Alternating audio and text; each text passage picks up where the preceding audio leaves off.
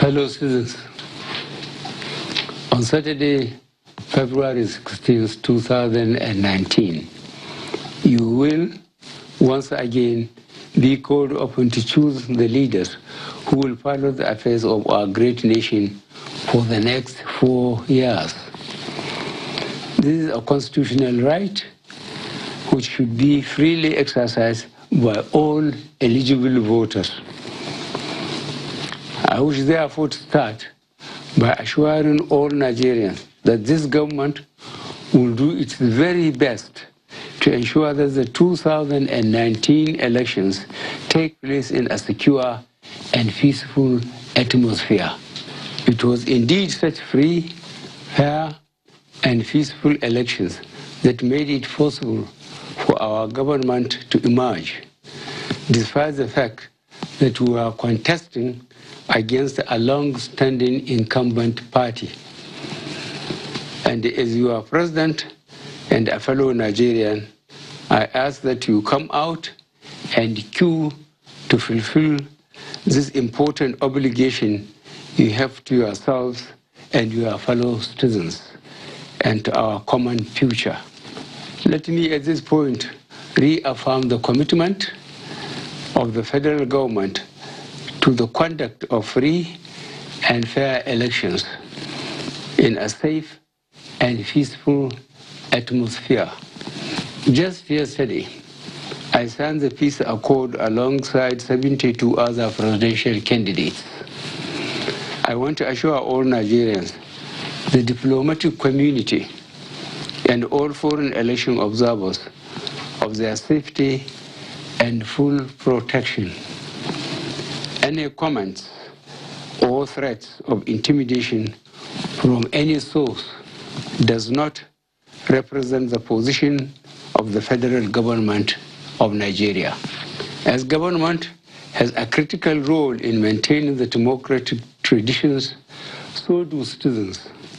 I therefore urge you all, as good Nigerians, to take a personal interest in promoting and maintaining peace in your respective neighborhoods during the elections. This is certainly not a time to allow personal, religious, sectional, or party interests to drive us to desperation. At this point, I want to make a official appeal to our youth. Do not allow yourselves to be used to cause violence and destruction. The people who want to incite you are those preparing the ground for discrediting the elections. Having lost the argument, they fear losing the elections. When you elected me in 2015, it was essentially in consequence of my promise of change. We committed ourselves to improving security across the country, putting the economy on a sound footing and tackling rampant corruption, which had in many ways become a serious drawback to national development. Our government spent the last 3 years and 9 months striving faithfully to keep this promise, in spite of very serious revenue shortages caused mainly by a sharp drop in the international oil prices and an unexpected rise in the vandalization of oil installations, which mercifully have now been curtailed. We nevertheless pressed on in our quest to diversify the economy, create jobs, reduce commodity prices, and generally improve the standard of living among our people. The damage that insecurity and corruption have done over time to our collective livelihood is incalculable. However, it is pleasing to note that our frontal attack on these twin evils is gaining momentum and bringing about visible progress. The recovery of the economy from recession is complete, and Nigeria is back on the path of steady growth. The key to creating more jobs lies in accelerating this momentum of economic growth. Happily, we have succeeded in making the fundamental changes necessary for this acceleration, and we are now beginning to see the effort bearing fruit. Our ease of doing business policies and programs are already impacting medium, small, and micro industries, as well as manufacturing, mining, and agriculture, among other key sectors. Our commitment to critical infrastructure, that is roads, rails, bridges, airports, and seaports, will create more jobs, improving the efficiency and competitiveness of our industries. Many of these projects are at different stages of completion, and those who use them regularly will attest to the fact that even while construction is ongoing, they are beginning to see reduced travel times. This will ultimately translate to reduced costs and greater convenience, making transportation and business in particular much easier. The economic recovery that we promised is well underway, as demonstrated by the recently released statistics. In 2018, the economy grew by 1.93%, with the fourth quarter growth being 2.38%, up from 1.81% in the third quarter. Remarkably, the strong economic performance was driven by the non-oil sector, which grew at 2% as at full year. Indeed, non-oil growth rose to 2.7% in the fourth quarter of 2018, up from 2.32% in the third quarter. These results further underscore our commitment to diversifying the economy away from fast dependence on oil. Other indicators confirm the economy's steady recovery. Our monthly food import bill has declined from $664 million United States dollars in January 2015 to $160 million United States dollars as at October 2018. Inflation fell from 18.72% in January 2017 to 11.44% in December 2018. Our external reserves have risen from 23 billion United States dollars in October 2016 to 43.12 billion United States dollars at the 7th February 2019. Now that recession is well behind us, our next task is to redouble our efforts, accelerate the growth, and use it to create even more jobs for our people.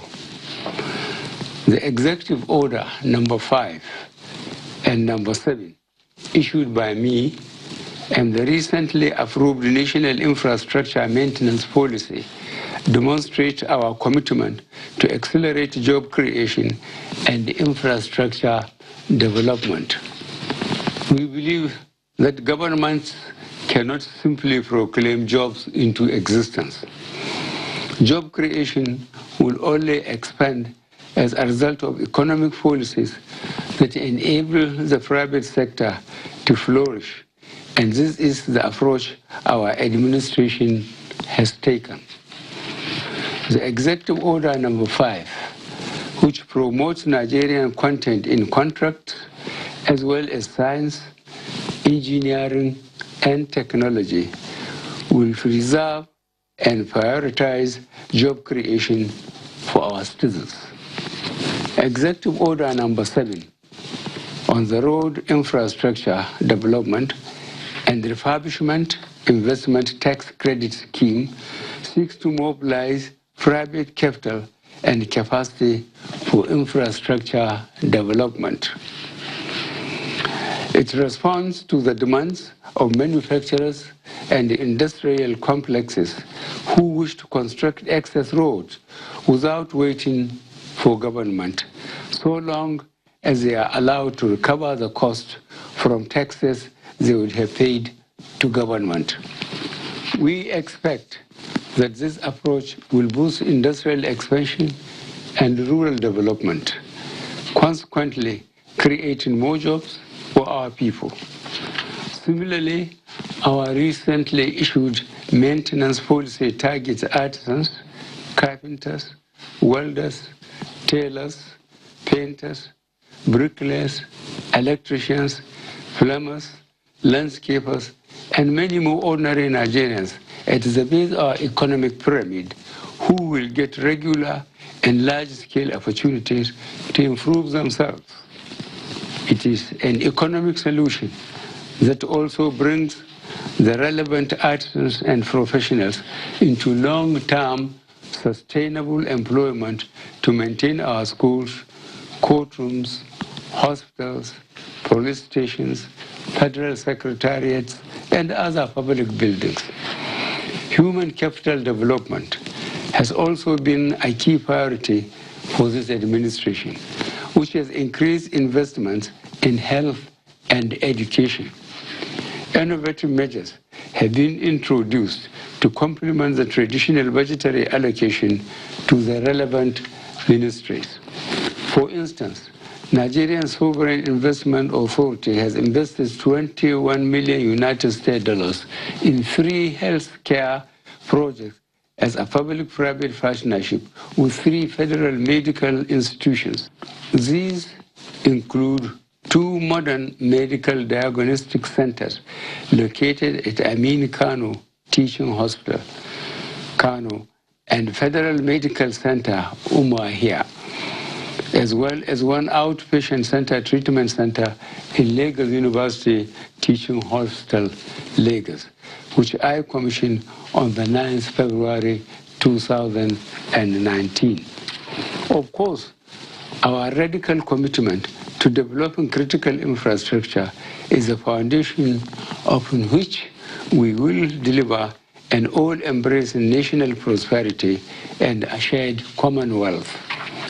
There is no country that aspires to greatness without spending massively on its critical infrastructure, rather than the discredited policy of stomach infrastructure, which could only benefit a few for a little while.